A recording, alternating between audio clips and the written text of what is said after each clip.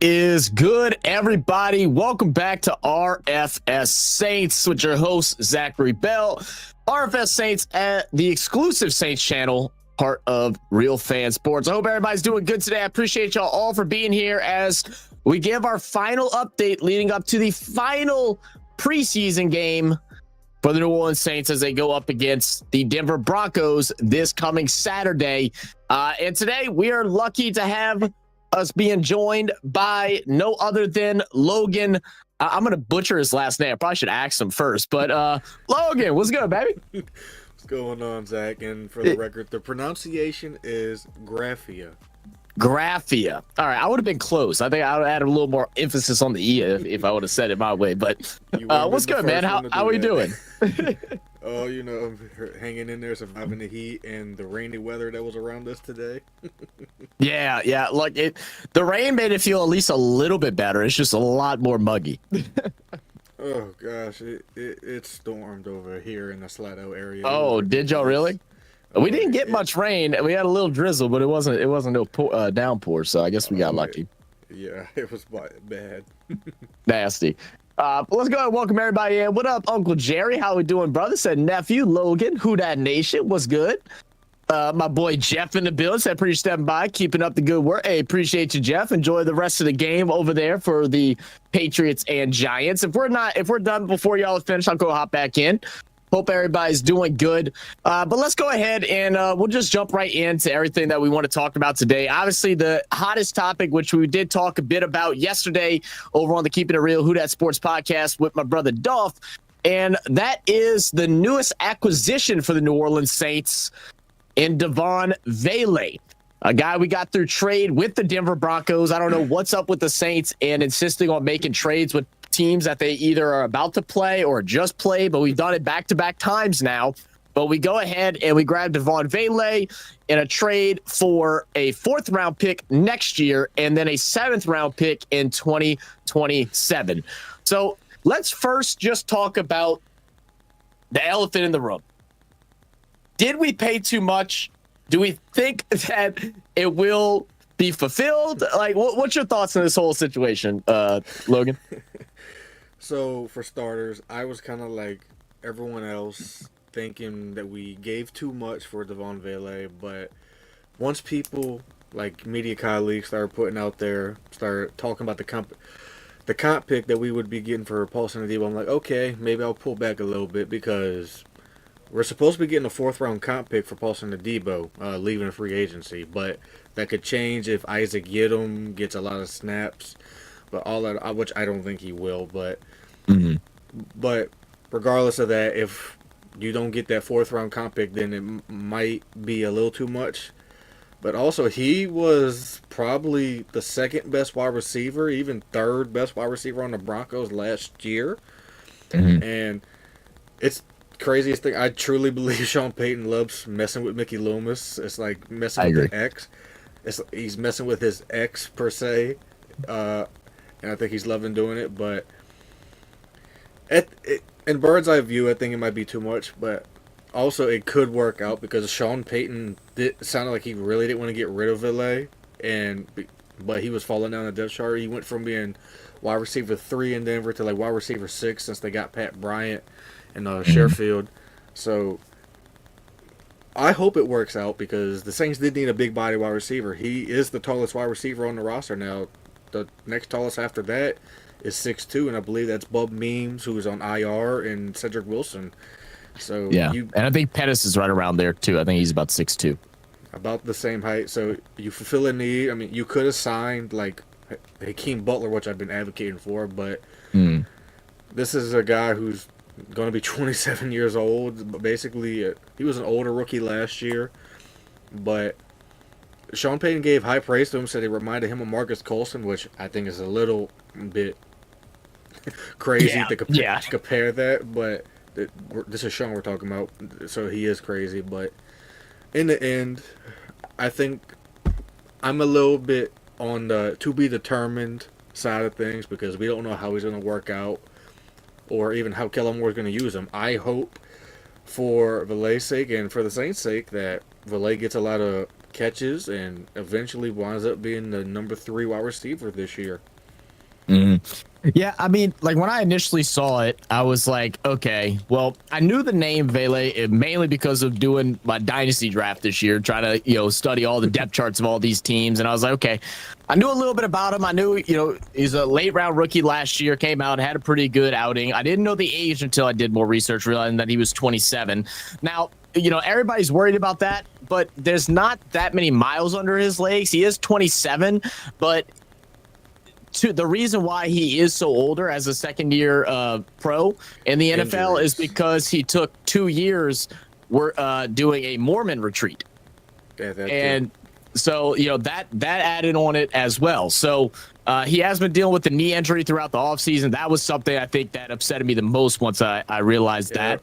But outside of that, I wasn't that angry just because, like you said, the whole extra 4th round pick that we possibly can get in compensation depending on Yadam's usage. I think right now, according to some like advanced analytics, he's right at the 25% play time. I think the trade is if he plays, it's either less than 30 or less than 35. I saw 2 different things, so I'm not exactly sure what it is. I didn't go and read through a contract or anything like that.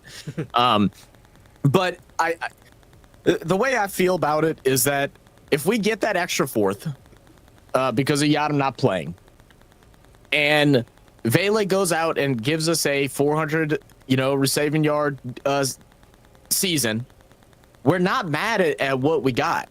We finally fill in a role that has been desperately needed, which is those crossing short intermediate routes, those quick slants, those big wide receiver, another option in the red zone. These are all places where we struggled primarily from as a Saints team.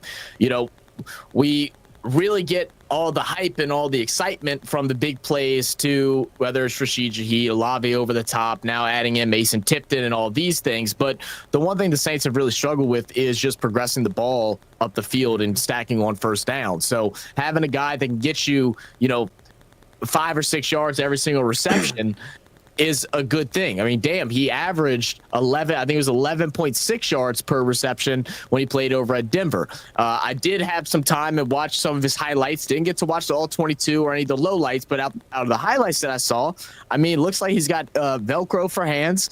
Ball comes near him, he's able to bring it in. He's able to get a couple extra yards, not like a yak yard kind of guy, but someone that's able to receive it, lean forward, use his 6'5" stature to go ahead and stretch out for another 2 or 3, and able to convert first downs. So that was the one thing that they used him a lot in Denver. Hopefully something we can use them a lot with the Saints. Now, in saying that, Bo Nix is a lot better quarterback than what we have right now in the Saints locker room. And, and a lot of the plays where Vele was used was once the plays were broken, Bo Nix goes out on a bit of a scramble. Vele starts working himself back. They find him, and then he runs. Are we going to be able to extend plays like that with Tyler Shuck or Spencer Rattler, whoever ends up starting? That's the question. That's a really good question because we don't even know if Rattler is going to be the starter week 1. He's the starter for the Broncos game this Saturday, but if he goes out there and lays an egg and Tyler Shuck goes out there and throws like 2 touchdowns hypothetically, then it's really a crazy been a crazy competition. I can't even come up with a word for it at the moment, but we just don't know who's going to be throwing him the ball. That's the one thing. But if I was a betting man, I'd probably say Spencer Rattler. And if it is Spencer Rattler, then I think Vele is probably going to be one of those safety blanket type of wide receivers that you see in the NFL. Like one of those Mr. Reliable. Oh, like Chris Olave's covered, Rashid Shaheed's covered. Oh, look, Vele's there in the middle. No one's around him. Throw it to him. I'm not sure, like you said, if he's going to be one of those yak receivers, but maybe down here in New Orleans he could be, depending on the quarterback play, which is to be determined as well. Right. Yeah, I mean, like when I was going through the footage of his highlights, both through college and the NFL, one thing that I really liked about was his just awareness of the field and where the defense is. He was really able to find the gaps and just kind of sit there and not be impatient and try to run some more. He did that both in college and with Sean Payton in Denver. There was like one play in particular, and I do have a reaction out on the channel if any of y'all want to go check that out, going through his highlights from 2025 and then his college highlights as well. But there's one play got broken up. He's covered by, I believe he had a linebacker on him. He goes, does his route.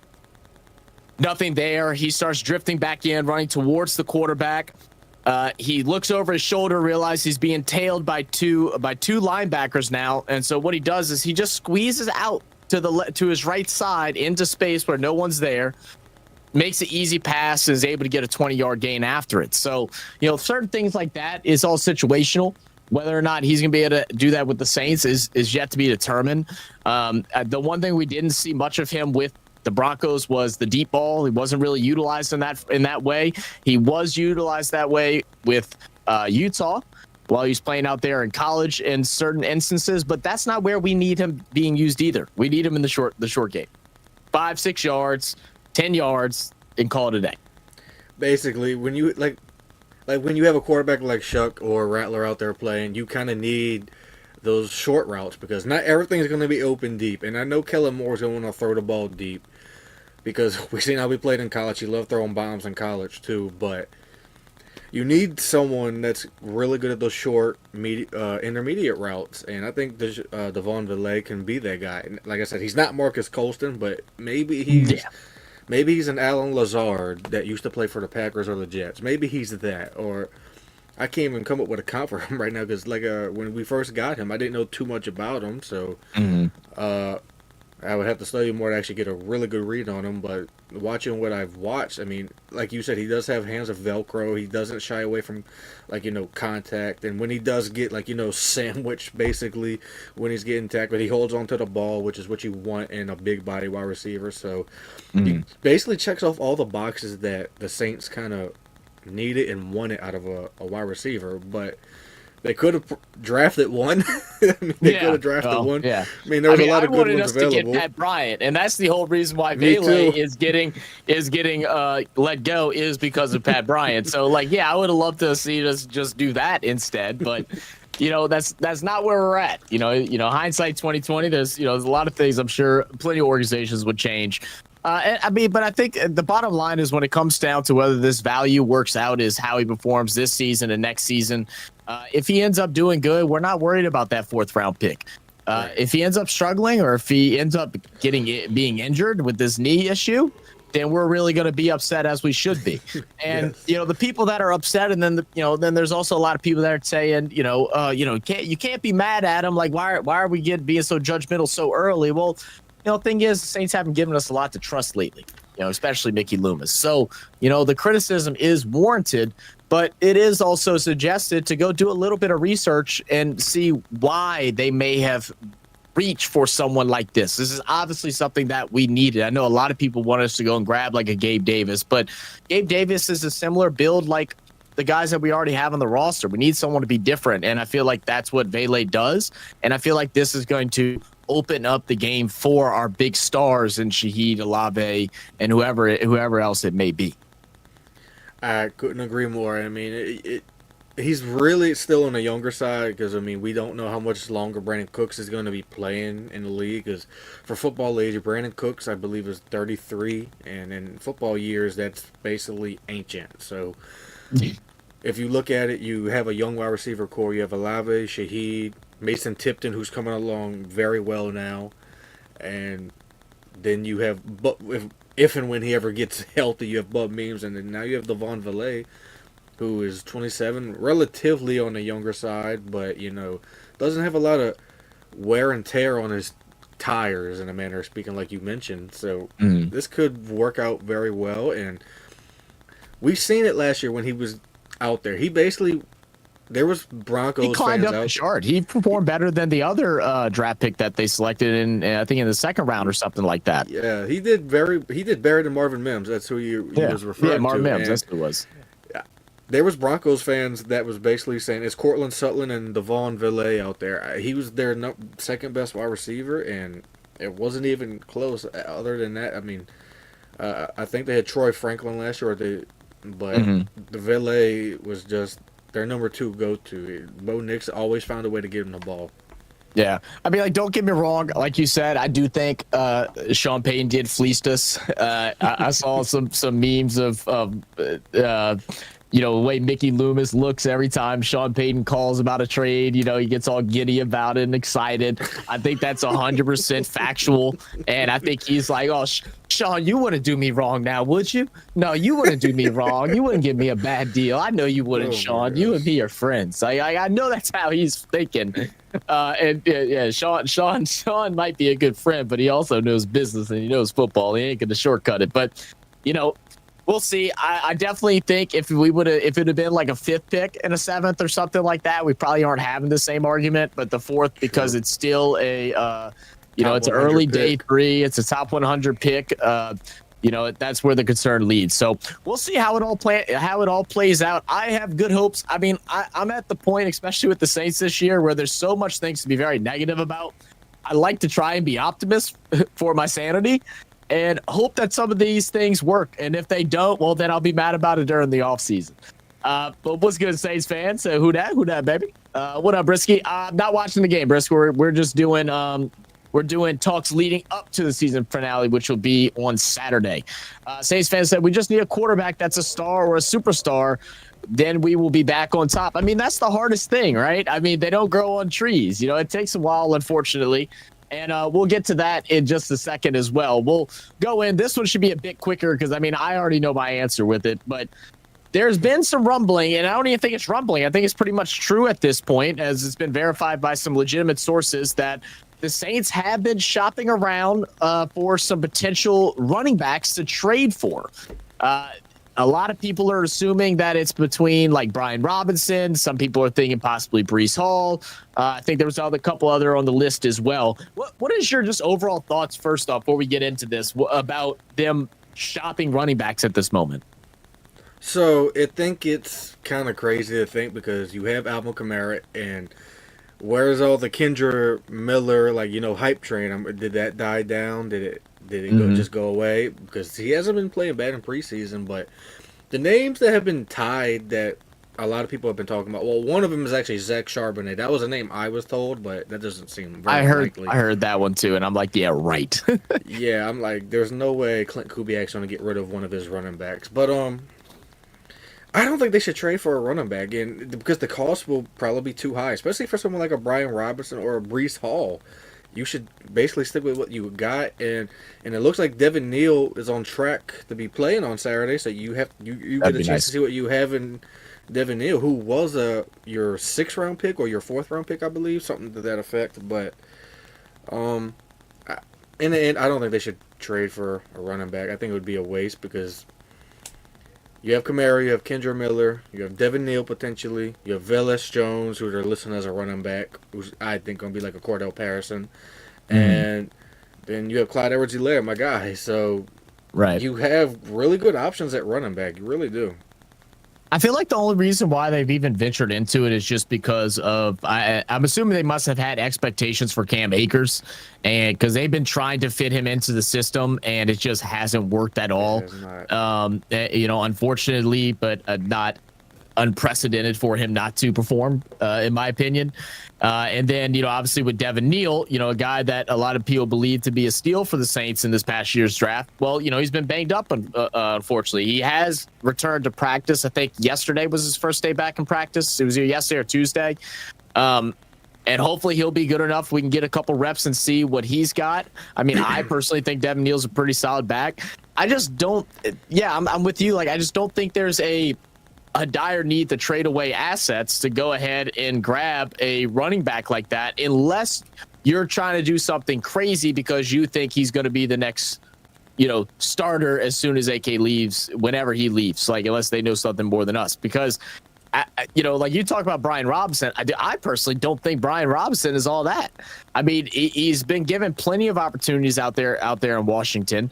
I know his story and everything is very impressive, and I've always wanted to see him succeed. But I've always just felt like he's just a guy that's kind of been there. He's not super fast. He's a bigger guy, so he runs up the middle and as such. But it's not like he's making big gains after that. I just think that his mold is just very one-dimensional, and I just don't like a very one-dimensional running back, especially if we don't feel like if we're in a situation where we're shopping these other guys like Breece Hall, who is not a one-dimensional guy. If we're shopping Zach Charbonnet, he's not a one-dimensional guy. I don't think Brian Robinson fits in that type of situation. I would love to get Charbonnet. The only reason why I could see Seattle trying to trade away Charbonnet is because if you watch their preseason games, they got like 7 running backs that are all fucking good. It is insane. How did they manage that?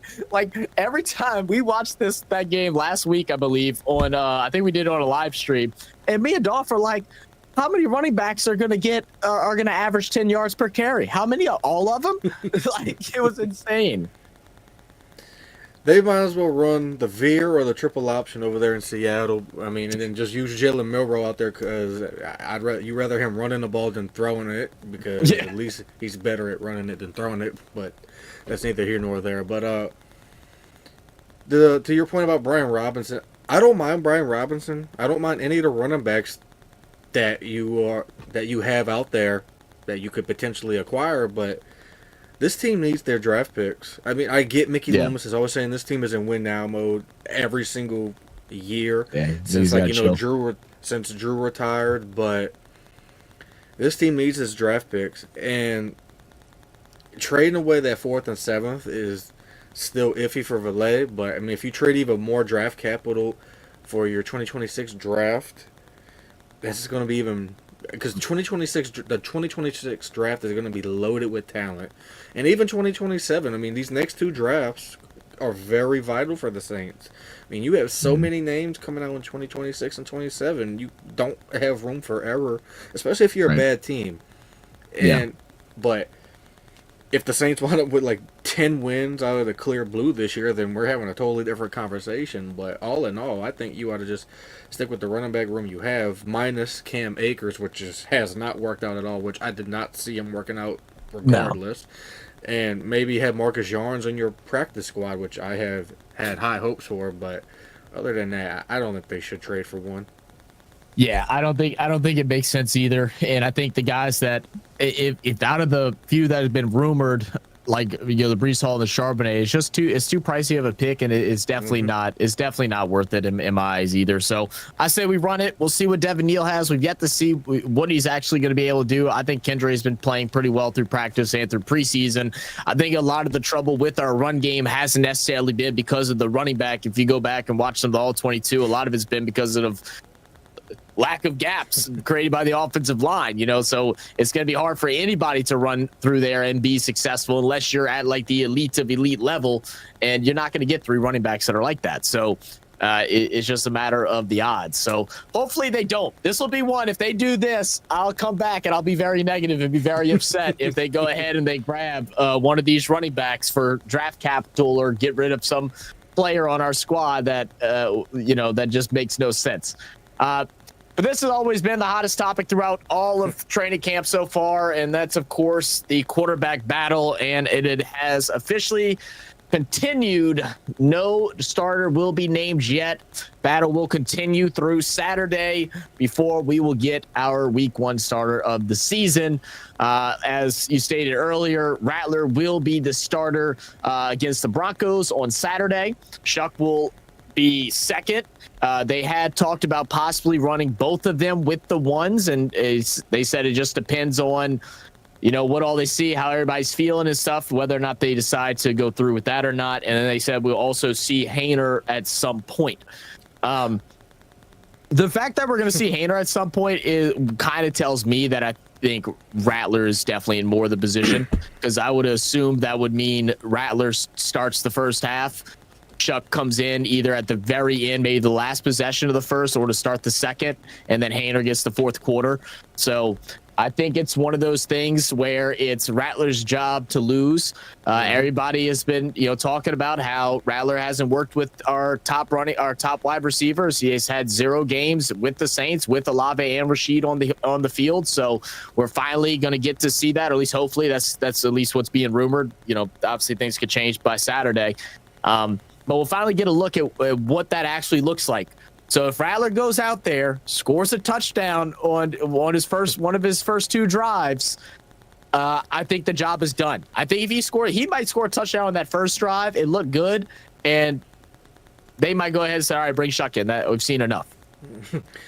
It's going to be interesting to see, because this has been one of the more crazier quarterback competitions for the Saints in like 20 years, basically, or 25 years actually. But it could be like you said, Rattler can go out there, first drive with the ones, which everyone's been complaining about that he hasn't been getting work with the ones, but he's been getting work with the ones in practice. No one just has been able to see it. But anyway, it's neither nor there.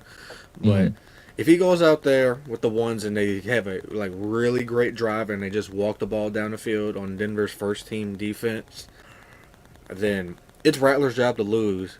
And if Shuck goes out there and basically does the same thing, then you basically just flip a coin at that point, or tie go. Basically, if it's at that point and it's like, a 51-49% type of thing, then Rattler's probably your guy. But everything in my gut is telling me that Kellen Moore wants Tyler Shuck to win this job. Everything is telling me that from everything I'm hearing, I'm seeing. He's giving Tyler Shuck ample opportunity to take this job. He hasn't done it yet. I mean, it's a tie right now, but if I would say it's Rattler's job to lose, like you said, and everyone else's. But I really just truly believe Kellen wants Tyler out there badly. Yeah. I mean, it all depends on the mind of the coach and what he really sees out of all of them. Like, this has been my biggest thing with Rattler, as far as starting out this season and playing throughout this whole season, is I'm not sure where he grows at. And I guess that's like the one thing that concerns me. It's like, I don't see where exactly he gets a whole lot better. And that's not, I'm not saying that in a way to downplay how good he is. Like, he can make some plays. We've seen it. We've seen him scramble. We've seen him throw off balance. We've seen him make some beautiful, have some really wow moments. But where does he progress to getting better from there, from those casual rare moves? Can he make that a consistent thing? And we saw a little bit of it. I know we've seen the small sample size with the backups through last season, and it is really hard to gauge it. But, if you're the coach and you're sitting here and you feel like neither one of them are the quarterback right now, then it's a matter of, do you want to see someone that you've never seen before play 17 games? Or do you want to see someone that you've only seen with the backups start and play 17 games? It's really a tough decision to make, and nobody's going to be half people are going to be happy and half people are going to be angry regardless of what decision is made.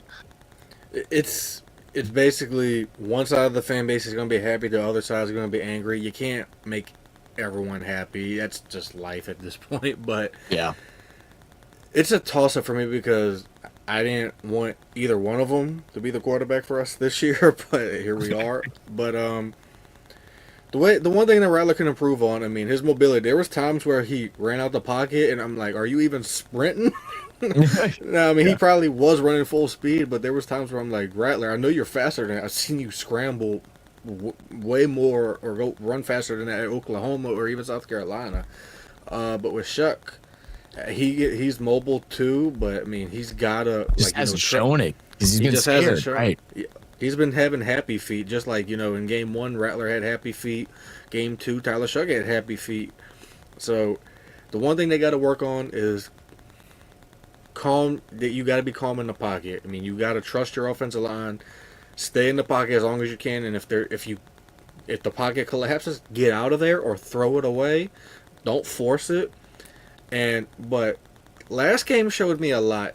when it came to Rattler. He improved a lot. I mean, that 2-minute Mm. drive outside of the interception, which we've all heard it and seen it. It wasn't really on him. Mason Tipton ran the wrong route, but It's also why we brought in Vele. exactly. More than likely. More than likely, that's true. But it seems like that Rattler is more poised when it comes to 2-minute situations. You're losing 17-9. Go win the game, and they tied it. But right now, I would trust Rattler more. And I know that's crazy for me to say because I know early on I was like Team Tyler Shuck because I'm like he's the rookie. Of course, Kellen Moore's going to want him, but I think Rattler gives you a better chance to win right now. But if things go south, you can always bench him for Tyler Shuck. We've seen it done before. And the thing with Tyler Shuck, you can't throw it to an offensive lineman when you're in a hectic situation. Throw it out of bounds. Throw it away. Don't throw it at a lineman or just take the sack. Take the sack. I mean, slipping and falling the way he did. I mean, that was pretty ugly. That was unfortunate, man. You can't do that. No, not at all.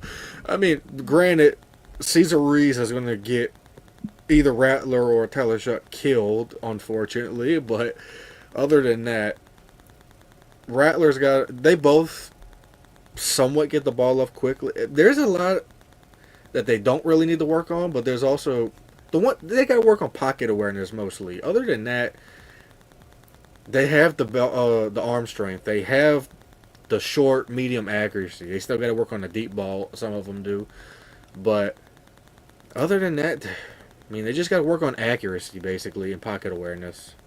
Yeah, I mean, I like how you're saying that. And I would say it's almost what they're lacking is the ability to go out and make the play. If the play is there, then yes, they can deliver the play. If there's a guy there's a guy there, they can go ahead and send it. But if things aren't in a perfect situation, their first two reads are down, then it ends up being chaos. And it's been very similar, throughout the whole camp. It's been the same way as far as what the good and the bads are. I think Tyler Shuck is a bit more accurate. I like his ball placement a bit more. I like the way he throws the ball. I think it looks a bit cleaner. He has a pretty fast release as well. I like those things out of Tyler Shuck. Things I dislike about Tyler Shuck, I feel like you said, when he gets that pressure, he folds. He lacks a bit of confidence when he's in the pocket. When things don't go his way, if the pocket isn't clean for at least the opening couple of seconds, he gets into a very big panic and doesn't know what to do. He's a little afraid to just take that hit, whether that's due to the injuries, whether that's due to whatever. It doesn't matter anymore. It can't be an excuse. You just got to go out there and play football. You play scared, you're gonna eventually get yourself hurt, and you're gonna lose your job. You got to go out there and play confident, deal with it. You're going to get hit, accept it. No quarterback likes it, but it's going to happen. So deal with it. I don't know what you got to do to go toughen up. Maybe he needs to go to one of them Aaron Rodgers retreats. I have no idea. He needs to figure out something and just toughen up a little bit and embrace the contact. It's gonna hit you one way or the other. So I'd like to see that out of him. If he doesn't have that issue, I think we're talking about like a very different situation. After watching week 2, I think if he doesn't.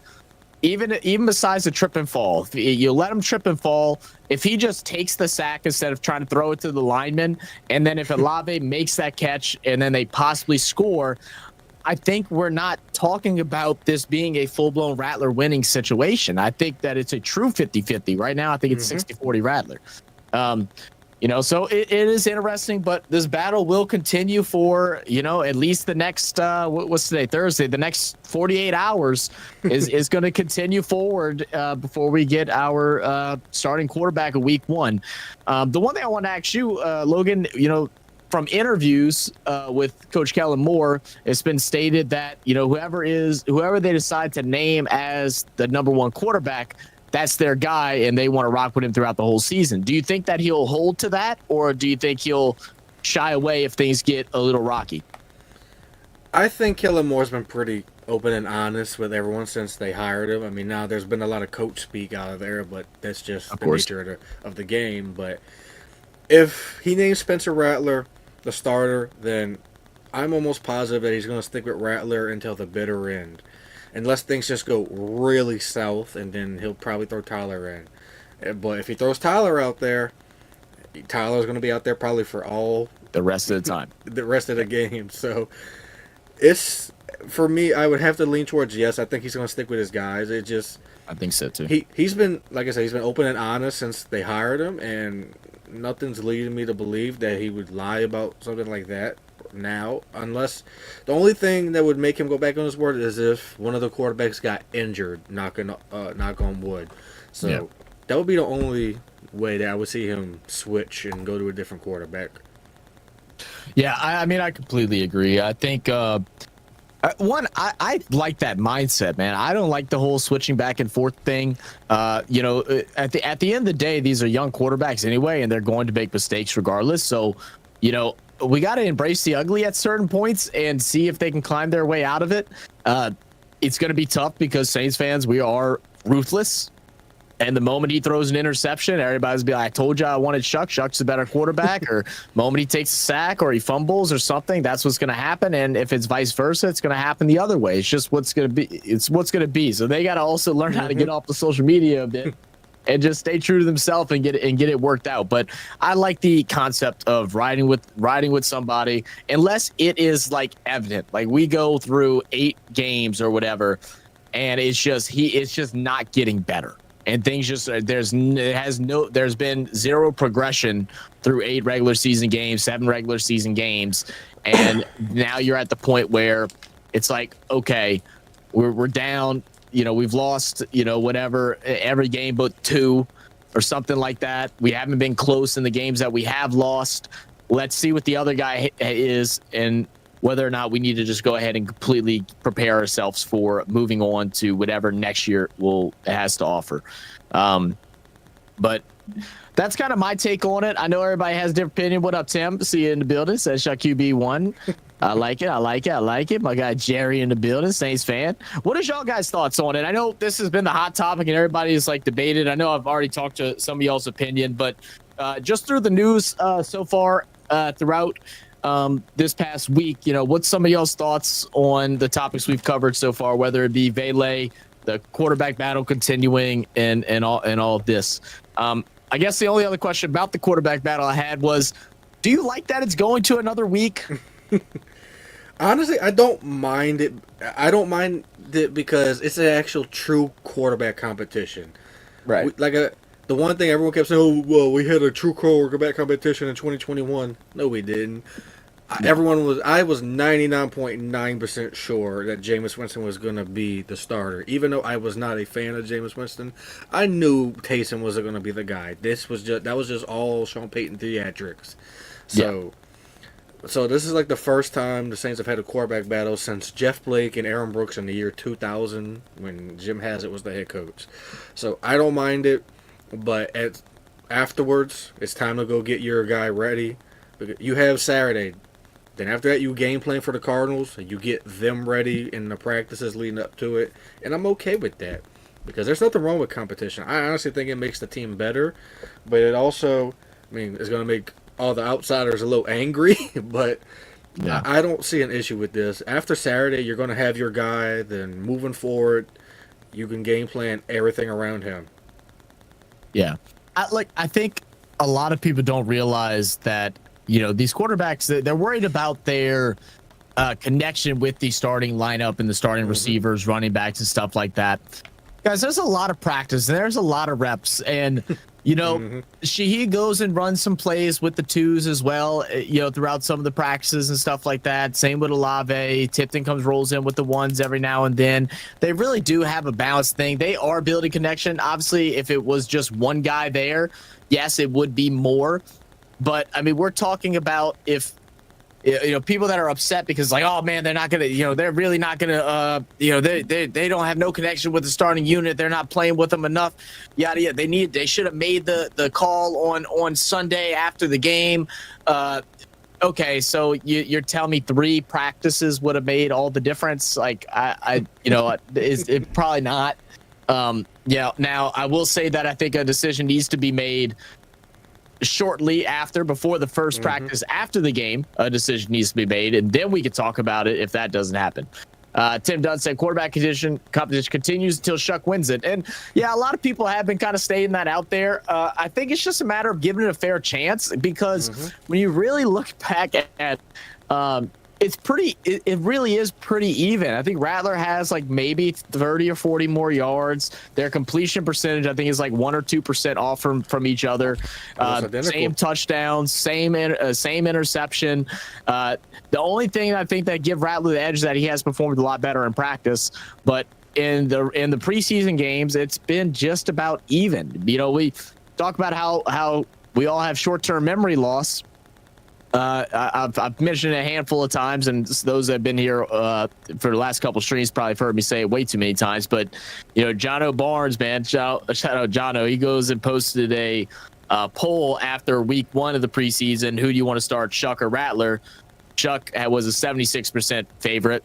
Then he posted it after week 2, and Rattler was a 76% favorite. So they're even deadlocked in polls, you know, across Saints Nation, across Who Dat Nation. So, you know, it's all gonna it'll all come down to this Saturday. It will be exciting. We will be live streaming for it. Me and Dolph will be here for that game. So I know I can't wait to see who steps up. And I'll tell you what, this is the one thing I'm praying for, Logan.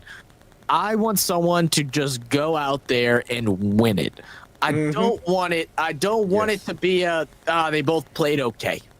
You know, I want someone to go out there and just make the opposition look silly. Make them look stupid. Go out there and earn your spot. And that's been my biggest complaint throughout this whole process, is that I don't feel like either one of them have went out there and have just won it. Just outright play good every opportunity that they've gotten, and have looked like stars. I like that look like they should be starting in the NFL this season. I don't think either one of them have done that. So I'd like to see that this weekend. Saints fan said, I like both quarterbacks now, but if I don't see superstar talent this year, I'd love to draft a guy with a good 3 pick. Yeah, well, we're not going to take so anyone that's still hoping on that's never going to happen. You shouldn't hope for that. That's bad for the team in general as a whole. Like it's not a good way to start your coaching career. If you're Kellen Moore, it's not a good way to get these veterans that have been on this team to buy in. It's not a good way to have these younger players to buy in, because you know what, that messes with their money too. Whenever we go out there and we don't put ourselves in position to win games, and these guys are trying to go and sign contracts after if they're released or something with another team, all of a sudden their money is dropping. You know, it don't work out good for nobody. But that leads us in just to the preseason finale. What are some things that you would like to see on either side of the ball, outside the quarterback, going into Saturday? Well, for me personally, defense, I want to see more out of the defensive tackles that you have out there, because they're going to put the starters out there. I want to see what you have in Devaughn Vele and Nathan Shepard. I want to see what you have in those two, of course. But I really want to see Vernon Broughton get a lot more run, because I really think he has a Michael Brockers type of ceiling, and that's really fascinating to me. And I'd really just like to see the young defense just rotate a lot. I want to just see this defense as a whole, like what the starters look like. Like, I know we all know Kool-Aid's your cornerback 1, but who is going to be cornerback 2? Is it going to be Quincy Riley? Is it going to be Rico Payton? Who is it going to be? And also, what is it going to look like with Justin Reed and Julian Blackman back there together on the field at the same time? Because we haven't seen that. If we haven't seen it much at all, if at all. So that's the thing. I'm a defensive guy, as many know, but I'm also I really want to see how Devin Neal plays, if he does get some playtime this Saturday. And, of course, I'd like to see my boy Clyde get a lot of touches as well. But outside of that, everything else is pretty standard that you want to see out of this team for their last preseason game. Yeah, I think you hit the nail on the head. I actually I was curious whether or not our defensive starting lineup was going to be out there. Obviously, they got the week off, or all of our first string defense got the week off on this past weekend against the Jacksonville Jags, and that was because they got a lot of reps in with the Rams. And apparently, during that Rams practice, they looked really good. So, it's hard to tell because we don't get actual footage of all that. This is like them closed practices and stuff. So I would like to see it in real life, in real time. whether or not Chase Young is going to get to the quarterback this year and actually complete some sacks this year. I mean, damn, that'd be great. So far this 3 up front defense has been struggling a little bit. Will Breesy be able to do better than what we saw out of Saunders, who's no longer here, and controlling that middle on the run game, because Saunders was getting bullied to whatever direction the center wanted to take him? Will we be able to slow that down a bit? And then, who's gonna win the cornerback battle? Because at this point, after the Vele trade, that might be the most important aspect of this preseason matchup, because we don't want to go out there watching this game and be like, oh man, Yadam is probably the best second corner on our team. Because, we need Quincy Riley to step up. We need Rico Payton to step up, which I like Payton. Quincy still concerns me a little bit because he's not a very blanket coverage corner. He's a big play guy. He can jump around and such, but he's not always in a spot to slow progressive drives. What are some things that you've seen out of Quincy Riley so far throughout camp and practice and games? He's been really all over the ball. I mean, he's been doing really well in the preseason games that we've watched, and I just think he's going to be really good for this team. I mean, I think he's going to be your starting cornerback number 2, maybe next year, or even this year as a possibility. Mm-hmm. I think he has a really good ceiling. There's a lot to like about Quincy Riley. I really liked him when he was at Louisville, and I just like how he's just always around the ball. Like, I mean, he's not committing DPIs. He's not getting toasted like Eli Apple used to. Yeah. But I just really think he's going to be a solid corner, and it sets you up really nicely because you have 2 solid young cornerbacks in Kool-Aid McKinstry and Quincy Riley. And then you can even throw Rico Payton into the mix too, and Alontae Taylor. So I think is going to be a tremendous player. He might be one of those Jabari Greer type of cornerbacks. He might not be the best, but he's going to be a smart football player for you and make the right plays. See, what up, Dolphs? Dolph. Yeah, okay. You said you give you a few minutes. Perfect. And I will open up the lines in a little bit. I know Logan does have to get off soon. I do appreciate Logan for coming and joining me today. It was kind of a little last-minute plan. I was hoping to start earlier, but I'm glad we were able to get through all the topics pretty quick. This is what I was hoping to do. We didn't overtalk too much, so it worked out great. But let's get through this last question. I'll ask you something that you're looking forward to on the offensive side of the ball, and then we'll go from there. And I may open up the lines if anybody wants to come chat. But Dolph said, Zach and Logan, my brothers, John Wright is a good player who gets overlooked. I didn't watch too much of Wright. Do you know anything about him to elaborate on that? Not too much, but I know. I think I see what Dolph is saying. Rajon Wright. I mean, he's been quiet, but haven't seen much, which doesn't necessarily mean that's a bad thing. If he's been quiet, which I guess he's not been having the ball thrown his way, but he's been kind of overlooked, like Dolph says. Dolph is really good at finding talented players, as are you and even I am, Zach. So I take Dolph's word for it.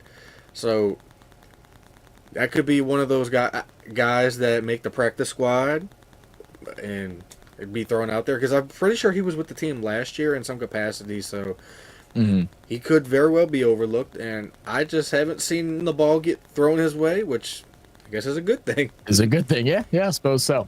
And then I guess one thing about the offense outside of the quarterback that you're looking forward to seeing on Saturday. I'm curious to see if they're actually going to throw Vele out there right away. I doubt they are after just a few days, but I've seen crazier things happen. But I'm curious to see how Devaughn Vele is going to look. Like I said, if he plays. If Devaughn Vele plays, I'd like to see Kellen Moore get him a ton of carries, because we seen what Devaughn Vele could do when he was at Kansas. He was an absolute bell cow and workhorse when he was at Kansas. And that if you have something in Devaughn Vele, which we all believe that we do, then you don't need a trade for a running back. So that's the one thing I'm looking forward to. And I mean, I could have said Clyde again, but that would have just been silly. But yeah, I'm really curious to see. I think Clyde pretty much secured his spot now, so that was really good to see. Because I was a little concerned at the beginning of the season. I was like, look, I don't know, man. I was like, I don't know what Clyde we're going to get, but I think we got the Clyde that we wanted. You know, picking up blocks well, getting a couple extra yards, you know, working the pass game, working the run game. Yeah, I was really happy to see Clyde out there balling. And my favorite story I've heard from Clyde, I don't know if it was done on an interview or where I saw it at, but they asked him what it was like when he got the call about come play for the Saints. He said he booked a ticket that night and flew out here. So, you know. Yeah, they interviewed him at the practice facility, actually. Somebody asked him, he said he had gotten a call from the Lions, but then once he got the call from the Saints, he was on a flight that night to come back and re-sign his deal with the Saints, and I'm absolutely happy that he's here. Absolutely. Well, Logan, I appreciate you for joining me, man. Thank you for coming to tune in, and definitely have you on some more. I know I'm trying to get Hoodie over here next week as well, so we'll try to get the both of y'all, man. So make sure y'all go check out Logan. He's always live. He's the official co-host of the Hoodie Jube channel, even though he won't allow Hoodie to say that. But he also is over on X. Link down below in the chat, man. The Soul Man 57. Logan, anything final words for you get on out of here, man? Thanks for having me on. And Dolph, who gets that last wide receiver spot, I can't tell you right now. It's definitely up in the air. I wish it would have been your boy Moochie, but I don't think it's going to be. So top five as of now: Olave, Rashid, Vele, Cooks, Tipton, and number 6 is maybe Cedric Wilson. I'd like to see Pettis. That's the guy I'm betting on. I'd like to see Pettis back there if I had a choice. But they seem to really like Wilson. For his blocking is why they like him. Another Traquan there. All right, Logan, man. I appreciate you, brother, and I'll talk to you soon, man. And I'll talk to you after the game on Saturday and see what your thoughts are. All right, Zach. Thanks for having me on, man. All right, man. Much love. Appreciate you. All right. Let's go ahead, and I will open up the lines and we'll talk a little bit. I know Dolph said he'll come hop in for a little bit. We won't stay too much longer. A lot of these shows we're going to do will mainly just be about anywhere between 30 minutes to an hour, maybe a little more, a little less, just depending. But do want to go ahead and say thank you to everybody that has tuned into the channel. We are moving our way up to 100 subscribers. We're currently at 70, so much love for all that. We just had a video drop yesterday where we covered Devaughn Vele and took a look at his highlights, and maybe I'll go ahead and put that on in just a second. Let me go ahead and I'll drop in the link if anybody wants to come and join in. Let's see. All right. If anybody wants to come hop in and come discuss some Saints football, go ahead. This is the time to shine. And if not, while we're waiting, I'll go ahead and pull up some of these highlights from Devaughn Vele that we posted a little bit yesterday on the channel. And we also just dropped some top 10 plays from last year. I said Mushi maybe practice squad. Yeah, maybe practice squad. I agree. Jerry, get in there. What games did you see today, Zach? I didn't watch any. I didn't watch a single game. I know I was talking with my boy Jeff from Stadium Junkies and Tony, Big Tony. They were watching the Giants game. I know Dart got a concussion today. It's unfortunate for him, but he was having a pretty good game up to that point. But yeah, I didn't watch any football today. So I don't have X. No worries. But here's the link, guys. If anyone wants to come and pop in for a couple moments, like I said, let's go. I'm gonna go ahead and pull up the Devaughn Vele highlights that I reacted to just the other day. Let me figure out the best way to do this real quick. Let's see. Tab. Turn that on. Boom. All right. I'm gonna skip to where we actually see the plays here. So. This will kind of point out some of the things that I was talking about earlier with Devaughn Vele. Good at the routes that we need him to be, the slants, underneath routes, coming back towards the ball after the plays have been blown up, also being able to extend out a couple extra yards. I do see we got a question here. Joe Blow said, how do you feel about the O-line? Horrendous, Joe. Absolutely horrendous. Like, anyone that feels good about it right now is really upset. I mean, this is the thing. It will look a lot better. I think it will look a lot better with McCoy, at least as far as the run game goes. But Torelli Simpkins has been doing really good as a backup. Like, I've been thoroughly impressed with what he has done replacing McCoy as he's not playing in preseason, and replacing I'm forgetting the other name now who just got hurt, but you know who I'm talking about. Fuaga and Caesar definitely have some communication issues. That's one thing that is for certain. If we did a breakthrough of the All-22 yesterday, unfortunately, we got to figure out a new way to do it. But there's an obvious miscommunication of what they are expecting of each other. We're seeing a lot of times where they're running into each other while they're making the blocks. We're seeing other times where, they're blocking the linemen into each other, causing them to make mistakes. So there's a big miscommunication. I know everybody's pointing the gun at Cesar Ruiz, and he's not undeserving of it. But Fuaga is also, not a victim, or not a victim. He's a victim as well. He's a guy that needs to be looked at. He didn't have a great grade last year, but he has some shiny moments. He's had some good moments throughout camp, but for whatever reason, going up against the opposition in preseason so far, he has been struggling. So hopefully they'll be able to fix some of those things, and hopefully he will be able to get healthy. As right now, he's currently dealing with a bit of an injury. So he's got a little bit of a knee injury that he suffered in practice. I think it was earlier today. It appears to be yesterday. It happened yesterday. Didn't practice today. It appears to not be significant, but we'll see how all that goes. Brisky said, I like Devaughn Vele, sophomore wide receiver, but he is an older wide receiver. I was going to pick him in Dynasty, but someone sniped him from me. Yeah, so the reason why Vele is older is because he actually spent 2 years on a Mormon retreat or something like that. So he's not older in the sense of he has more miles on his legs, where he was just a journeyman through college and was getting hurt and doing all this. And that's why his career started off so late. It's because he actually took time off for 2 years for his religion. So, the legs are still fresher. 27 is still a bit of a concern. I mean, but if you get 3 years out of him on a cheap contract and he gets, 400 yards a season, 3 or 4 touchdowns a season, you're not going to miss those picks. You'll be just fine. Yeah, I bet you were, man. So I watched Insane Squad on Los channel now. Hell yeah. No worries, Jerry. What up, Tyler? Said, hi, guys. Happy Thursday. What up, Tyler? How we doing, brother? Happy Thursday to you, too. But let's go ahead. Let me know if y'all can hear this or not. I'm going to go ahead and roll the footage. So these are the things that I want us to look at. Watch his belt. He has very good hands. Touches his hands. He's catching it. The way he works back on his routes, and how he's able to extend the yards of gain as well, a couple of yards each time he receives the catch. Very physical. Stidham on the slant. He's got him in. He's Great got a first route. down. It's Vele. Actually, I'll probably just mute it just so YouTube doesn't try to be silly.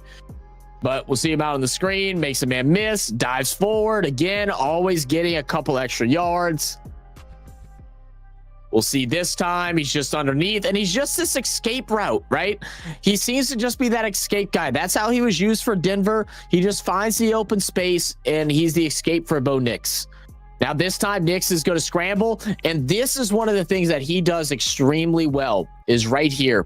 You're going to see the play is going to get broken up. Vele is lined up over here. He runs the route. He's going to go just past the first down marker. He turns. Plays blown up. He has 2 defensive backs covering him. He looks, identifies it, and then just steps into space. Makes things really simple. He's got a really good head on his shoulders. Watch it again. Sits, nothing there. Finds the space. Boom, and then able to use his speed, which he is recorded to have like a 4.4 speed or something like that at the combine, I think. I don't see the speed that they were talking about. That definitely, I don't know if that was football speed at all, because he was able to get chased down a lot in college and in the pros. So I haven't seen that yet, but who knows? I did not know about Vele. That's pretty good. At least it wasn't because of college injuries and all that. Yeah, absolutely. And right now we'll keep watching this for a bit. Wait to see if Duff's able to come hop in. We'll talk with Duff for a little bit, and then we'll close things out. All right, y'all got to see me yap once, so I'm not gonna make y'all watch me yap twice. I was really yapping on this one. Okay, here we go. So this was the one play by his that I did not like. And the reason for it is the one time I saw him going away from the ball. When he runs this route here and he makes this turn, I need him to turn and stop if that ball is supposed to come out. So this may have been a little bit of a miscommunication. Maybe he thought that it was supposed to be thrown out more towards the sideline. That I'm unsure of, but he keeps backpedaling while making this reception, which is just begging the cornerbacks or DBs to go ahead and make a play on the ball. I'd like to see him just put his foot in the ground, turn, and then make the catch and then go from there. On the way. No worries, Duff. Take your time, brother. All right, again, that was me yapping again. All right, so this is up against the Saints last year. Quick slant. And I don't know if y'all said the same thing that I did when y'all watched this in real time last year. I said, God, the Saints need a player like that. I said, where has that gone for the New Orleans Saints? We don't have someone that could do it.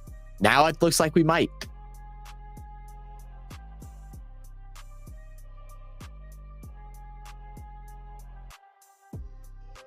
All right. Again, everything under between 7 and like 10 yards. That's his breadwinner. That's where he's most successful at. Find the spot, laying in it. Here we get to see him again, always tracking back towards the ball. The play is initially broken up. He's going deep, sees that he's scrambling, runs back, and has the good hands, also good footwork, able to drag the toes and make the play. And I think we get to actually see the toe drag as well. Here we go. Beautiful. All right, again, scramble, just sits out on the outside. And again, big bodied, not afraid of contact. He actually runs at the defender here. I don't know if you noticed that. He's not scared of contact at all. A lot of times you'll see some of these receivers, these smaller guys and stuff, they'll go ahead, run towards the sideline and just get pushed out of bounds and, get as close as they can from the first. Not Devaughn Vele. Devaughn Vele runs inside and he's trying to hit somebody. Look at this. Inside, puts the shoulder down, gets past the first and even extends past another yard or two. Now we'll see him in the red zone. Just beautiful plays ball. It's a great play there from Denver, just in general there. Wasn't much you could do about it. But conversion in the red zone is something that the Saints really, really lack in. And a big, tall receiver like this, especially with the injuries we have to tight end, I think is going to be a huge plus going into this season. I think the 3 touchdowns that he had last year, I think is going to be more like 5, could be like 5 or 6 this year if we can get into the red zone. We can work our way down there. I think Vele is going to be electric in those type of environments. So all right, this was my second favorite play that he had with Denver. So this is a 2-minute drill, 30 seconds on the running clock going into halftime. They're about 15 to 20 yards out from field goal range here. About 15 yards. So they draw up the play on 3rd and 1. Vele is going to be over here on the left side of on the top part of the screen, on the left side of the field. So play gets broken up. Vele just comes. His initial route is just a little curl. He sits here. He has 2 guys over the top of him. He sees Bo Nix starting to scramble. So he's like, okay, where is the space? So he's going to identify. Sorry, let me go back to it so you can see it a little bit better. So he's going to identify that he's being trailed by 2 guys. Notices that they're going to push up on Bo Nix scrambling to try and stop him from getting the first. And he's just going to squeeze out to this open lane right here. Very simple. And then just sits right at the marker he needs to be at, grabs the catch, and is able to put them in a comfortable spot for a first.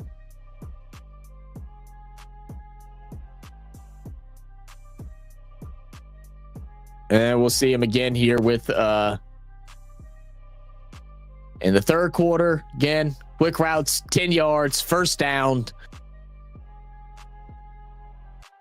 I'm telling you, if you don't get excited watching some of these highlights for what this type of player can bring to the New Orleans Saints this year, I feel like you're just angry at the trade just to be angry about it, because I instantly watching these highlights, I see the value of Devaughn Vele for the New Orleans Saints. He does all the things that we have been missing on this team for the last 3 to 4 years. We have been missing this exact type of player, and now I think we have it. Barring that knee injury is not serious, I think this is exactly what we wanted. Duff, give me a thumbs up when you're ready. Good. All right. What up, brother? What's going on, Zach? Oh, man. Yes, thanks. What's going on, family? Oh, chilling, man. Just going through the last couple plays here from the season. How you been feeling? I know we've been talking a bunch, but has anything changed throughout the last 24 hours? Any new thoughts or evaluations leading up to Saturday? Nah, man. Just well, Spencer. We know Spencer's getting the start, so that could be a sign of something. Him getting the start. Just kind of curious to see will both quarterbacks get a chance to play with the number ones, and how long will the number ones go? Will they go a first half, or will they come out and do one series in the start the third quarter? Interested to see how Coach Moore and his staff will handle that. Want to see Devaughn Vele. Would love to see Vele. Hell, you don't have to be getting the red zone. Hell, jump ball. Let's throw it up to him. So yep. Again, then I'm just curious about Tuesday, man. 3:00. Them cuts, man. Like, does Dante Pettis make this team? It comes down to Dante Pettis and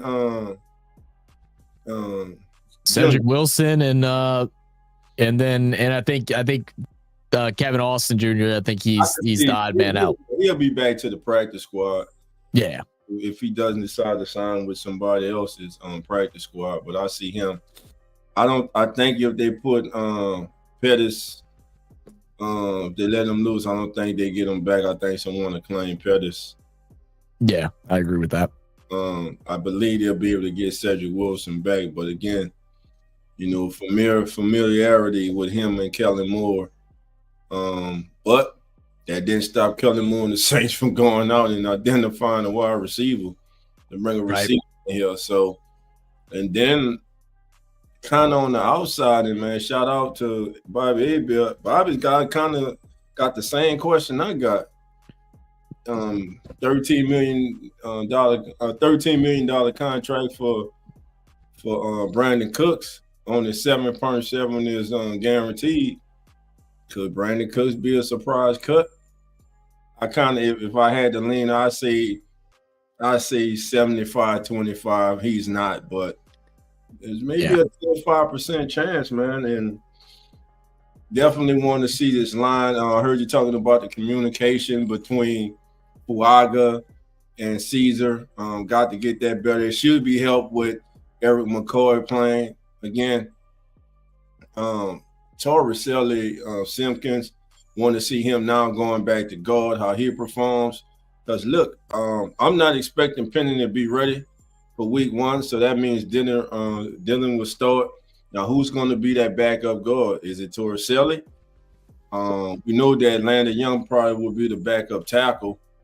So that's an area of need. Then we don't know who the Saints will pick up once cut down day comes. So this roster is going to flip, man. It's really going to flip before the start of the season, and a lot of moving parts could be going on this coming week, man. Tuesday, man. I'm kind of looking at Tuesday cut down day, kind of like the NBA free agent period, man. It's gonna be a lot, man. It's gonna be a lot. I mean, I feel like there's some definites, or at least we feel like there should be some definite cuts.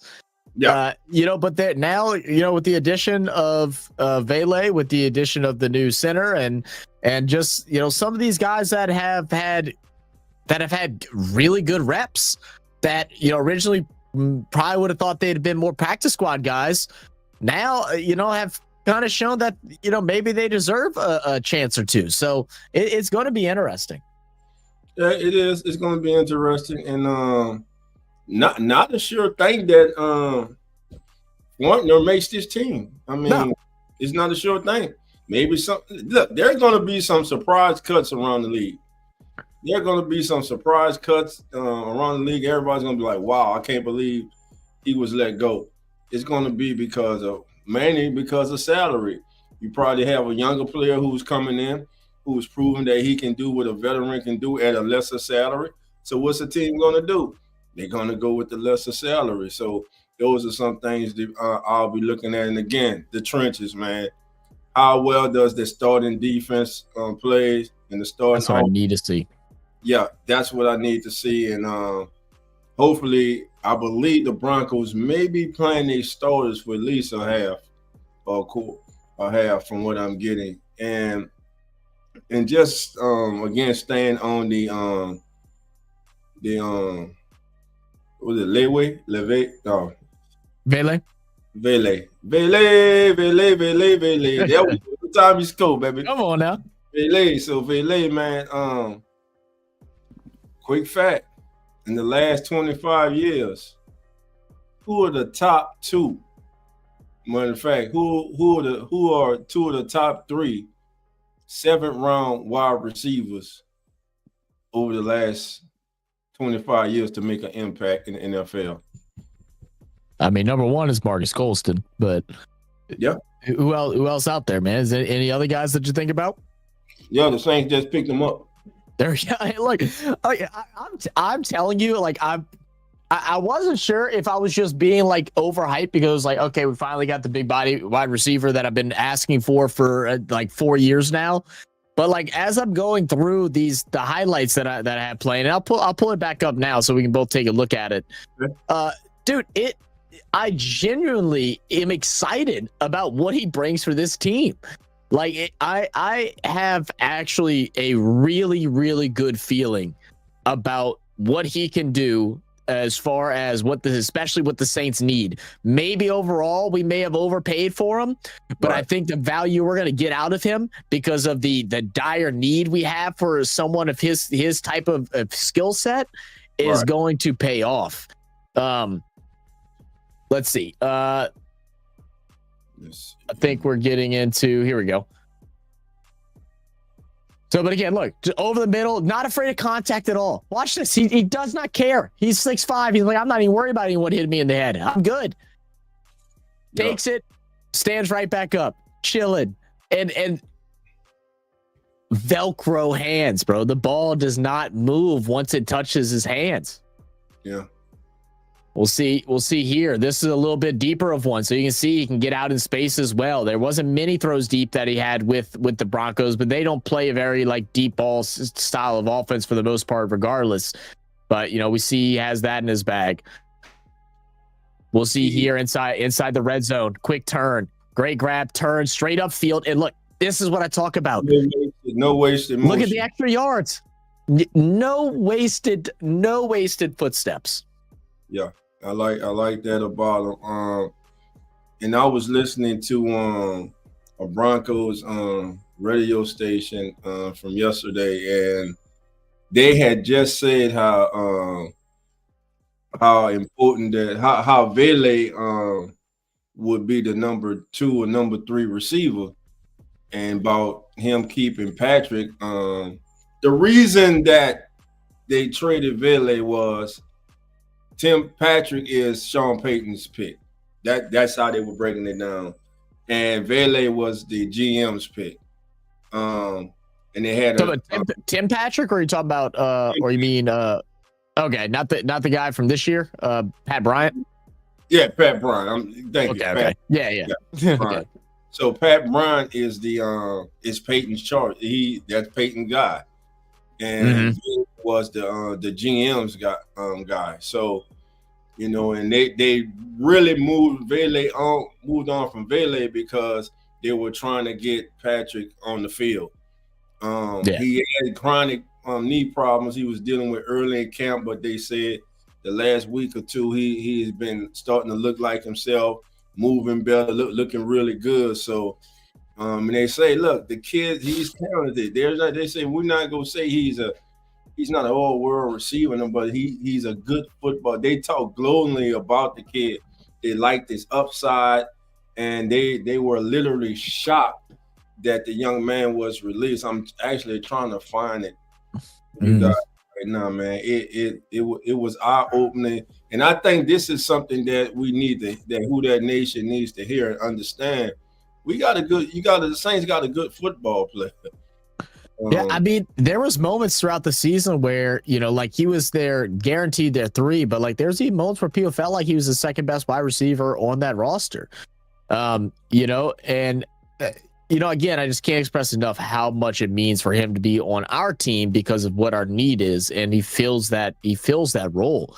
And that makes sense with the whole Pat Bryant thing, because that's how I always valued him too. Like Pat Bryant and him are kind of the same type of stature, same type of build. I wanted us to draft him. It'd have been great if we would have picked him up, and then we wouldn't even have to worry about Vele because we'd already had a guy on the team. But we got Vele now, and people are, like I said, people are concerned about the age and stuff, but he's got the legs more. The 2 of the years that he didn't play wasn't because of injury or anything like that. It was because of a religious retreat that he went on. So he is a bit older, but it's not like he's worn down either. Right, and I'm glad you brought that out. I'm sure everybody was like, well, he's 27. He must have been injury prone. No, he was not injury prone. The young man, just like they do at BYU, same Taysom Hill route, fam. Yeah.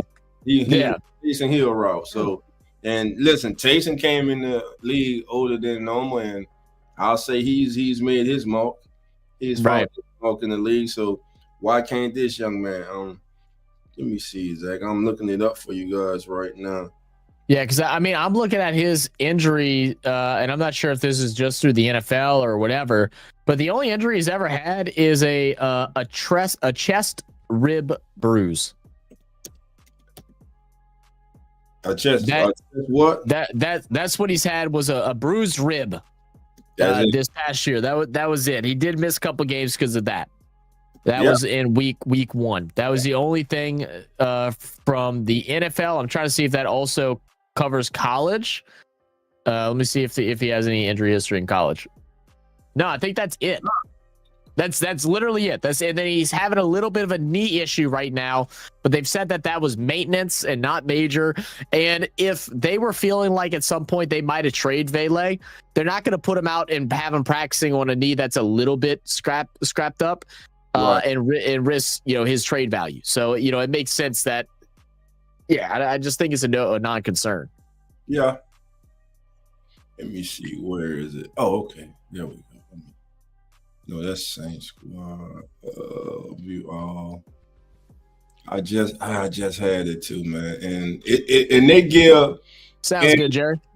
And the insight that they give on the young man, like one host, he is shocked. He said, matter of fact, he said they were talking about him not going anywhere and them not trading him and him being a valuable member to that wide receiver room. And 40 minutes later, bam, news comes down that he had been traded to the Saints, and they were in shock, man.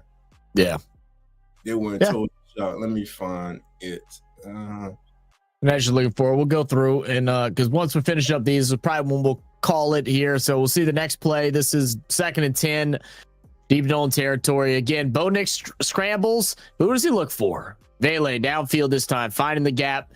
Again, not afraid of contact. Takes a shot there. Doesn't matter. We're going with Mike. Drive Sports. Okay, that's it. Let me get it. Drive Sports. Him here, quick curl route, right at the sticks. First down again. Quick slant routes straight to him, rolls around, doesn't get brought down, gets a first, doesn't get touched. He does not waste anything, does not give up on a single play. And people are concerned about his age, but I think the fact that he's a little bit older, a little bit more mature, and his legs are still a bit younger is all a good thing. Yeah, that is, man. I mean, again, we're getting a young man who, again, like you heard me say last night, the young man outperformed his draft status, and I don't know what more you can want. You want productivity. He's a 7th-round pick who is productive. And matter of fact, like I was saying, right, Marcus Colston set the bar for 7th-round picks with his 70 catches, 1,038 yards, and 8 touchdowns. Devaughn Vele is second all time in the last 25 years. As for this is just 7th-round receivers in the last 25 years. He's number 2. Julian Edelman, former of the Patriots, is number 3, followed by Jawan Jennings of the when he was with the 49ers. Now, Julian Edelman had 37 receptions his rookie year for 359 yards and 1 touchdown. Jawan Jennings had 24 for 282 yards and 5 touchdowns in 2021, his rookie season. And last year, Devaughn Vele, 41 catches, of course, 475 yards, 3 touchdowns, and he did that in 13 games. And he started 7 games. I mean, this is the thing that I talk about with drafts every chance I get, and this is a prime example of it. Right? When you're going through the process of going from high school to college to pros. Right. Every time you get to the next step, it is a reset. Nothing that you have achieved or not achieved prior does not matter. It's what you achieve now. So he was drafted in the 7th round last year.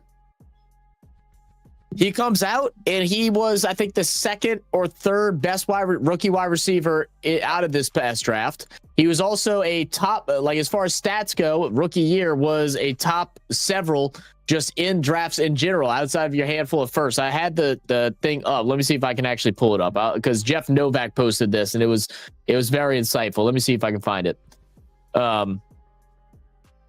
Let me go ahead and get this for y'all. Let me look for it.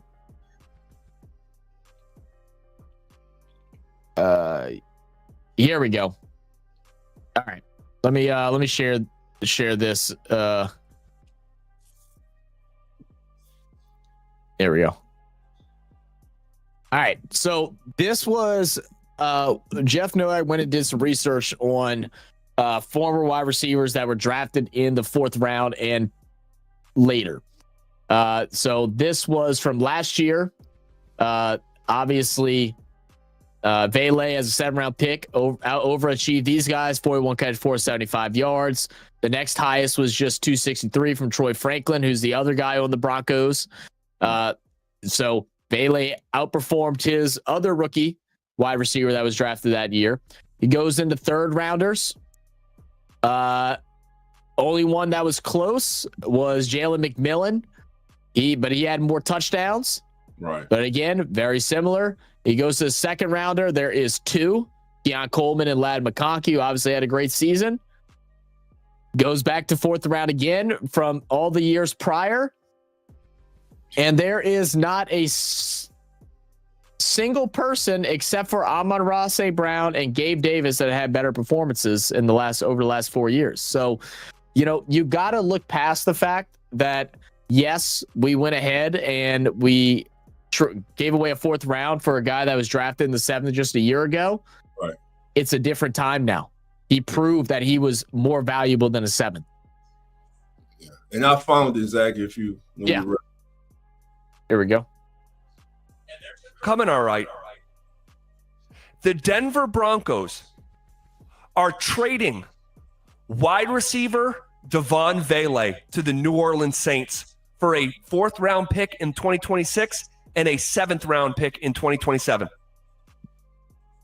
Holy smokes. We were just having the conversation, and I was just given pushback to it was Cecil and Dover who were kind of floating the conversation, and they were banging the table saying it was going to happen, but they were like, hey, you could explore trading Devaughn Vele. And I'm like, guys, no, you're not going to trade Devaughn Vele. Devaughn Vele was a productive player who had nearly twice as many first down catches as Marvin Mims, had the same number of big plays as Marvin Mims. Hey, Zach, I want y'all to please pay attention to what he's saying right here. Yeah. Please pay attention to what he's saying right here.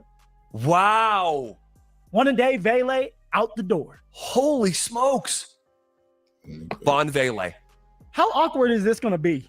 Hold on, let me go. And it was going to happen, but they were like, hey, you could explore trading Devaughn Vele. And I'm like, guys, no, you're not going to trade Devaughn Vele. Devaughn Vele was a productive player who and Marvin Mims is going to be the twice number as many 2 first down receiver. catches as Marvin Mims, had the same number of big plays as Marvin Mims in 4 less games.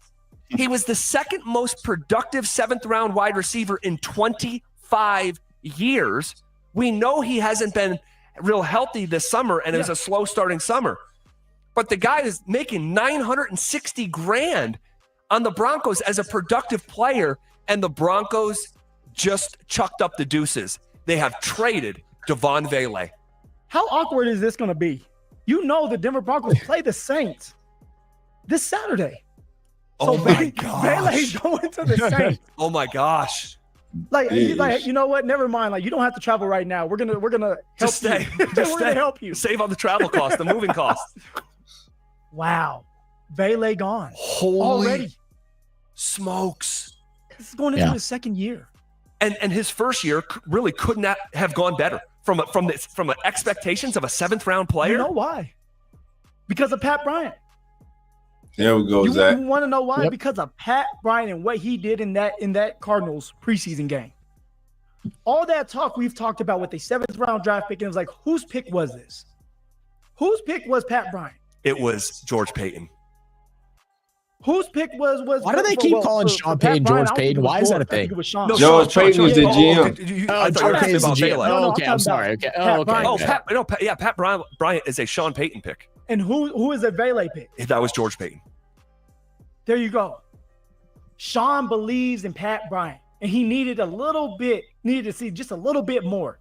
And he got what he wanted to see out of it in that preseason game. To say, you know what, let's cut ties with Vele. Wow. Because that was not his guy. Wow. One day, Vele out the door. Holy smokes.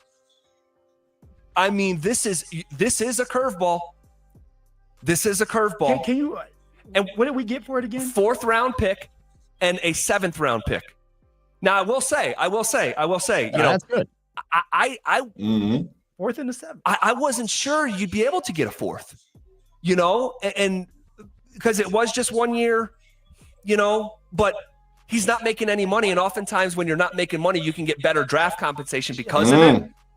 That may be why. Wow. Devaughn Vele traded to New Orleans, who the Broncos you can tell he's will a play fan on. of the kid. Yeah. Well, that's exactly what I was about to say. I was like, you know what? I wonder if it's something with the cost of him, because he's only $960,000 a year right now for his rookie contract. So, you know, we lose a 4th, but like that's also a little extra more money in the pocket as well. And you got a 4th round pick with it. No, we gave one, Nate. Yeah. And the 7th pick in 2027. Yeah. I don't care. It's a 7th round. I don't care. Yeah. So I'm saying, like, I'm not. Of course, I think if it would have been a 5th and a 7th, I don't think anybody would be complaining. I think a 4th because it's still possibly top 100. That's why people are a bit upset. I'm curious to see what they're going to do with Yadam if they're not going to play him that much, so we can still have a 4th pick in next year's draft.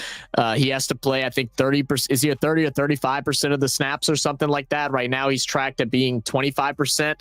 So we'll see how that goes. So barring any injury, I feel like we'll still keep our 4th. What were you saying, Duff? I don't even know if he gonna start. That's what I'm saying. So, like, barring that and keeping that in consideration, I think we still have a fourth. We still gave up a fourth. It'd be nice to have two of them, but I'm telling you, I'm not upset after watching some of the film, hearing the things that the Broncos fans have been talking about him. And I have to go back and talk about my favorite tweet after this pickup. Here we go. Jerry's in the building. Let me bring you in. My boy TJ Jones posted my favorite tweet of all time when it comes to Saints fans, and it's all fans. It's not just Saints fans; it's all fans. But is this right here? Homie's not that good. I did my research. The research. There you go. That's what they did. That's it. Yeah, there you go. There you go. What up, Jerry? What's up? What's up? What's up, Jay? What's going on, dog? Zach? Not much. Doing good, brother. Look, I was listening at y'all little rant Wednesday night, and I was listening at another rant from TJ from earlier today. That tells you right there, y'all need to stop tripping, bruh. You're going to trip over, and y'all talking about, oh, we need a big body receiver. We need a big body receiver. Well, we got one.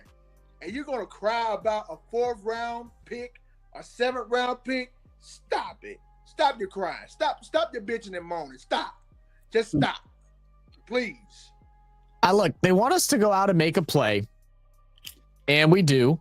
And it doesn't cost a lot. It costs the cheapest out of anything that we could possibly do. And he has a year of proven success with a team that has a pretty solid offense. So that is something that we gotta, keep an eye out on. How will he be successful with the New Orleans Saints? That those are things that are involved with it. But I'm telling you, I think it's gonna be a good play. I think it's something by week 4. Saints fans ain't even gonna be thinking about that 4th round pick. They ain't even give a fuck about it. Hey, what up, Tim? Do we still have a pick from the Lattimore trade coming? No, all those picks were from 2025. It was the third, 4th, and 6th round pick we had in 2025. Hey, all he has to do is score a touchdown in the dome and Vele. That's it, baby. Every time he scores, that's my chant. But look, on the real, Zach and Dawg, after that trade Wednesday, I like what I saw. I like it because we've been begging for a big body wide receiver. Right. And we got a 6'5", 210 wide receiver.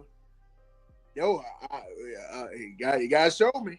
You gotta show me. Reminds me of. Because like I said, I'll be at the Dome Saturday, so I want to see it for myself. Yes, sir. That's awesome. For y'all, man. Know he reminds me of. Who? Marcus Colston. Young. Nope. A young Elshawn Jefferson. Elshawn. Oh. See that? That's who he reminds me of. I can see that. Yeah, look, I think it's going to work out. I don't even think this is one of those cases where I'm just being hopefully optimistic like I normally am. This is one where like I almost would have stamped that I feel like he's going to be a really good pickup for the Saints. I think he fills exactly what we need. I think he's proven in the 1 year's time that the plays that he's been able to make is through toughness, physicality, and smarts. And I think he's only going to get better. And Briss said, they got a 4th pick and a 7th after just 1 year. Yeah, but you got to realize like what I was showing earlier, Brisky, out of the last like 5, I think it was 4 years that he went back, 4 or 5 years that he went back in the draft. He's outperformed every wide receiver drafted except for I think it was 7. So the draft pick doesn't really matter anymore. It doesn't matter if he was the 7th last year. If anything, it helps us because now we're on a contract with a guy that only is getting paid less than $1 million. $980,000. Yeah, $960. I think is what he said. $960,000. Right up that alley. So beautiful. Now I think it's great. Zach, Dawg. I mean, after we got Vele. I mean, did I just hear that they let Peoples Jones go? Yeah. Yes. Right was on the wall. He only played 10 plays against the Chargers. and he didn't even get in the game on Saturday.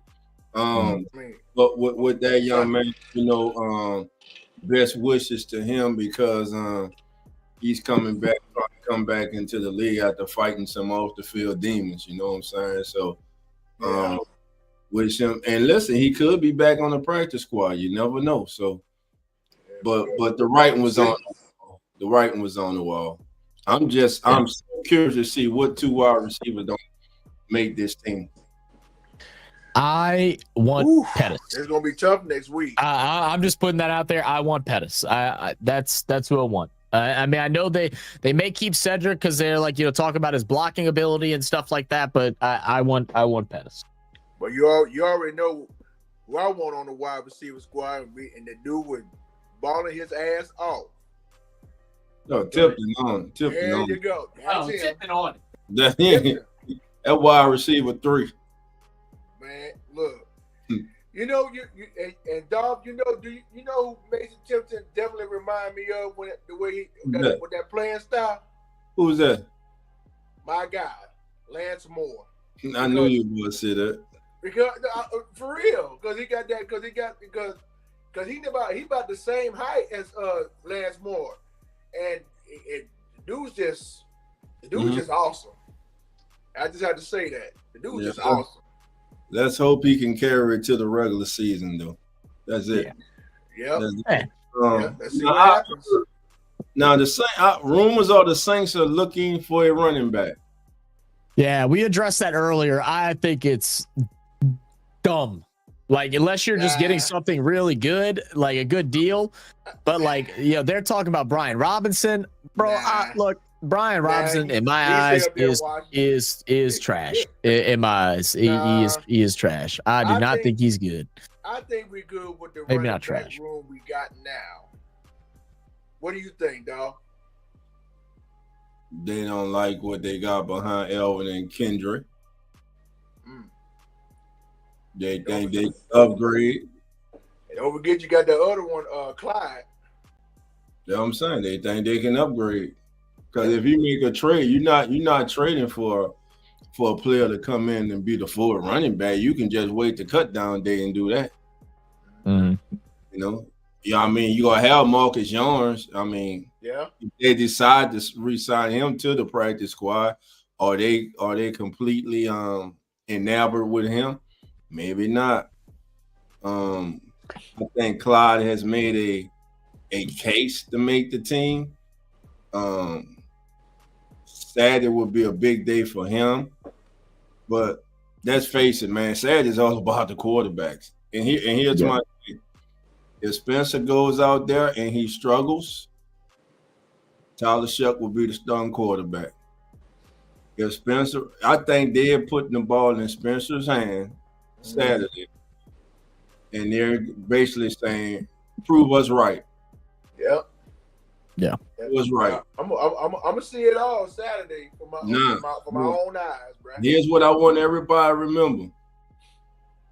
You got to listen to Coach Moore, because I hear everybody saying, all the great people that cover the Saints, everybody saying, well, you can start Spencer, and then that doesn't mean that Shuck won't come in. That you can't if Spencer gets into starts all bad, they start 1-3 or 0-4. You got to listen to your coach. You got to listen to the coach. He continues and he continues to say, when we make that decision, whoever we will go with, that's who we're riding with the entire season. That's right. Quarterback change. I want y'all to understand with the court. I think. I mean, Coach Moore has been very upfront with his approach with everything, and has stood with it to his word with it. I think the only way you see a quarterback change is if a situation where we're at week 7, week 8, and Rattler is just, or whoever is starting is just absolutely crapping the bed and is showing no improvement at all. And I don't see that happening. I don't see that, I just think whoever starts is going to start, and that's how it's going to be. Yeah, whoever. So if it's Tyler, it will be the entire season. Yep. You got to see what you got. Yep. More injury. Let's see what happens. And let's say that he goes with Tyler, but the guys in the locker room don't feel like Tyler's ready. They prefer Shep as a head coach, new head coach. What do? You can't lose your locker room because you'll lose your locker room. They know, but the coaches know. They know who these guys galvanize behind. And both kids, from all indication, have been battling their ass off, man. Mhm. Whoever's out there September 7th, that's who I'm rocking with, and I damn sure will be confident in the backup if we need him. If we need, yep. Backup. So I agree. Well, look, guys, Jared, I appreciate you joining. Dolph, I appreciate you joining, man. We're gonna go ahead and close it out. And thank you all for tuning in again to RFS Saints. Don't forget to hit that subscribe button. Don't forget to share the channel, man. I just dropped the video a bit earlier. I'm gonna go ahead and drop the link for it. Oh, there we go. Drop a link for that video. It's just the highlights from last year, top 10 plays from 2024, 2025. Go check it out. I'll do some more edited videos next week after the game. We're going to be live during the game, so make sure y'all come swing by, come say what up, and appreciate you guys. Help me get to 100. We're at 71 right now. I think it's what I refreshed at 71. Let's go. All right, baby. Hey, like Hoodie always say when I come on his stream, I'm the one that bring the subscribers to you. That's right, man. I got Appreciate you, man. Jerry. Yes, sir. Appreciate that, man. Hey, let's go. Let's do it. All right, y'all. Y'all have a great rest of y'all's night, man, and we'll catch y'all on Saturday. Cheers, and who dat? Let's go.